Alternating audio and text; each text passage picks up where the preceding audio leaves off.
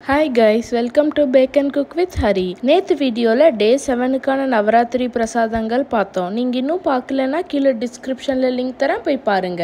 இந்த வீடியோல டே 8க்கான நவராத்திரி பிரசாதங்களை நான் செஞ்சது. வெல்கம் ட்ரிங்க்குக்காக ரெஃப்ரெஷிங் வாட்டர்மெலன் ஷேக், இனிப்பு பிரசாதத்துக்கு எள்ளுருண்டை, கார பிரசாதத்துக்கு பச்சை பயிர் சுண்டல். எப்படி பண்றதுன்னு வாங்க வீடியோக்குள்ள போய் பார்க்கலாம்.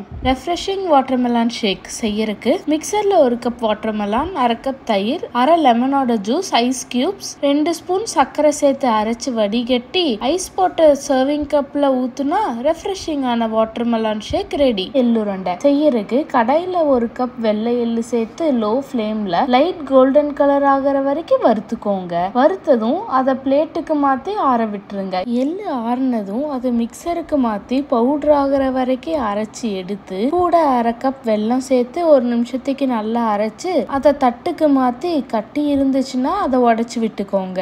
அளவு உருண்டைகளா பிடிச்சுக்கலாம்.